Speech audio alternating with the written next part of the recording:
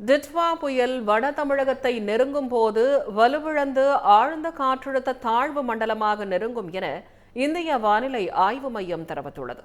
இதுகுறித்து வரைகலையுடன் விளக்குகிறார் செய்தியாளர் பத்மபிரியா. வணக்கம் திவ்யா, நேயர்களுக்கு வணக்கம். டிட்வா புயலானது சென்னை மக்களை நோக்கி பலத்த காற்றுடன் வரப்போகிறது என்று நாம் எதிர்பார்த்து கொண்டிருந்த நிலையில் தற்பொழுது டிட்வா புயலானது பாதிக்கப்பட்டு ஒரு பரிதாப நிலையில் இருக்குதுன்னு தான் நம்ம சொல்லணும்.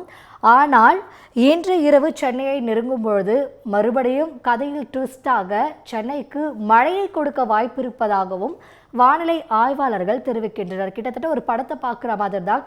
ஸ்டார்டிங்கில் ஹீரோ அடிபட்டு வீக் ஆகிட்டு மறுபடியும் கிளைமேக்ஸில் ரீஎன்ட்ரி கொடுக்குற மாதிரி டிட்வா புயலானது தற்போது அந்த ஒரு சூழலில் இருக்கிறது.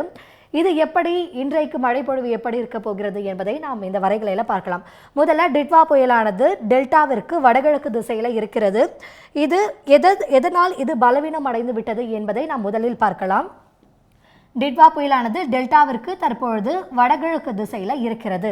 இது நேற்று இரவு வங்கக்கடலை அடைந்து கிட்டத்தட்ட மிகவும் பொறுமையாக நிலை கொண்டு வலுப்பெற்றது. ஆனால் இது ஏன் தற்பொழுது சற்று வலுவிழந்திருக்கிறது என்று பார்க்கும் பொழுது மேற்கு திசையிலிருந்து வரக்கூடிய வறண்ட காற்றும் வெர்டிகல் விண்ட்ஷியர் என்று சொல்வார்கள். புயலினுடைய மையப்பகுதி அந்த கண் பகுதியில் அதிகப்படியான வறண்ட காற்றும் நேரடியான அந்த காற்றும் ஈடுபடும் பொழுது அதை சுற்றி இருக்கக்கூடிய மழை மேகங்களை அது உடைத்து விடும். புயலானது ஒரு வட்ட வடிவமான ஒரு வடிவத்தை பெற்றிருக்கும். அதனுடைய மழை மேகங்களை அடர்த்தியாக சேர்த்து வைத்திருக்கும். ஆனால் இந்த வறண்ட காற்று ஊடுருவல் என்ன பண்ணோன்னா அந்த மழை மேகங்களை உடைத்து பிரித்து விடும். அதுதான் இந்த சேட்டலைட் புகைப்படத்தில் நம்ம பார்க்கிறோம். இந்த மேகங்கள் எல்லாமே சற்று பிரிந்து இருக்கிறது. இது முதல் காரணம். இரண்டாவது காரணம் என்று பார்த்தோம்னா டெல்டாவிற்கு மிகவும் அருகில் அதனுடைய மையப்பகுதி இருக்கிறதுனால ஏற்கனவே அதனுடைய மேற்கு திசையில் இருக்கக்கூடிய மழை மேகங்கள் நிலத்தில் இருக்கிறது. பாதி மழை மேகங்கள் தான் கடலில் இருக்கிறது.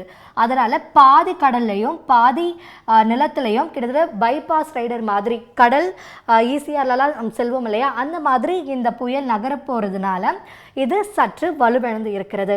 ஆனால் சென்னைக்கு அப்போ மழையே இல்லையா, காற்றே இல்லையா. காலையில் நம்ம எழுந்து வீட்டு வெளியே பார்க்கும்பொழுது கிளைகள் அப்புறம் இலைகள்லாம் உடஞ்சி விழுந்திருக்கிறத பார்க்குறோம். அப்போ காற்று இருக்கு, அப்போ மழை இருக்காதா அப்படின்னு பல சந்தேகங்கள் இருக்கும். அதை முதல்ல பார்க்கலாம். டிட்வா புயலானது கொஞ்சம் கொஞ்சமாக நகர்ந்து கொண்டிருக்கிறது. இது மணிக்கு 7 கிலோமீட்டர் என்ற வேகத்தில் நகருது. காரைக்காலுக்கு 90 கிலோமீட்டர் தொலைவிலையும், புதுவைக்கு 130 கிலோமீட்டர் தொலைவிலையும், சென்னைக்கு 220 கிலோமீட்டர் தொலைவிலையும் இது நகர்ந்து கொண்டிருக்கிறது. இது எப்போ சென்னைக்கு வரும் அப்படின்னு பார்த்தோம்னா இது தற்பொழுது மெதுவாக நகர்ந்து இன்று இரவு 8 மணிக்கு மேலே சென்னைக்கு அருகில் கிட்டத்தட்ட சென்னை கடற்கரையை ஒட்டி 25 கிலோமீட்டர் டிஸ்டன்ஸ் இல்லைன்னா ரொம்பவே அதற்கும் குறைவாக ஒரு டிஸ்டன்ஸில் தான் அது சென்னையை நோக்கி பயணிக்க போகிறது. இது நேற்று வரைக்கும் நம்ம பார்த்தோம் டிட்வா புயலானது சென்னையை புயலாகவே நெருங்கும் என்று.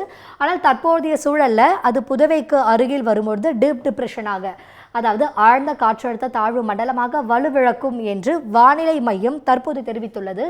ஆனால் புயலினுடைய நகர்வு மற்றும் அதனுடைய காற்றின் முறிவு அடுத்த சில மணி நேரங்களில் அது வலுவடைய கூடுமா என்பதை நாம் பொறுத்திருந்து தான் பார்க்க வேண்டும்.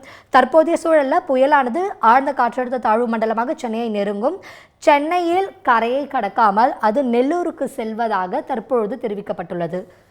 ஆனால் இன்றைய இரவு மற்றும் நாளைய சூழல் பார்க்கும் பொழுது புயலானது கொஞ்சம் கொஞ்சமாக வடக்கு மற்றும் வடமேற்கு திசையில் பைபாஸ் ரைடராக கடற்கரையை ஒட்டியே நகரும். இன்று இரவு சென்னையை அருகில் வரும். இங்கே சென்னைக்கு அருகில் அது கரையை தற்போது கடக்க போகிறது இல்லை. சென்னைக்கு அருகில் கொஞ்ச நேரம் அது நிலை கொள்ளும்.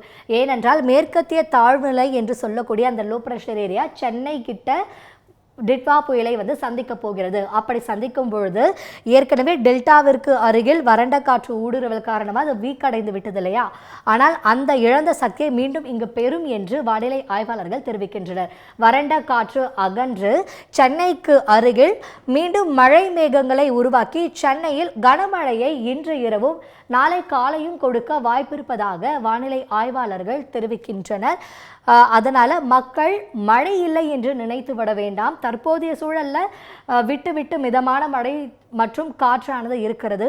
ஆனால் நேரம் செல்ல செல்ல கடலோர மாவட்டங்களில் கேடிசிசி காஞ்சிபுரம், திருவள்ளூர், சென்னை, செங்கல்பட்டு போன்ற பகுதிகளையும், வடக்கு உள் மாவட்டங்களான விழுப்புரம், திருவள்ளூர் போன்ற பகுதிகளிலையும் மழை தீவிரமடையும் என்று வானிலை ஆய்வாளர்கள் தெரிவிக்கின்றனர். புயல் அப்போ கரையை கடக்கலைன்னா அது அப்போ எங்கே போகுது என்ற ஒரு கேள்வி எழும் இல்லையா? அதுதான் இப்போ பார்க்க போகிறோம். இன்று இரவு சென்னைக்கு அருகில் வரும் புயல் ECM மாடல் படி பார்த்தோம்னா இது கொஞ்சம் கொஞ்சமாக வடக்கு திசையில் நகர்ந்து தெற்கு ஆந்திர கடலோரங்களை நெருங்கி நெல்லூர் கிட்ட வரைக்கும் போயிட்டு மறுபடியும் ஒரு யூ-டர்ன் அடித்து சென்னைக்கே வரப்போகிறது. இது பார்க்கும் பொழுது திங்கட்கிழமை பள்ளி மாணவர்களுக்கு ஒரு நல்ல செய்தி காத்து கொண்டிருக்கிறது என்றுதான் நாம் சொல்ல வேண்டும். ஆனால் தற்போது அதை நாம் உறுதியாக சொல்ல முடியாது. ஏனென்றால் மீண்டும் அது யூ-டர்ன் அடித்து சென்னைக்கே வருகிறது.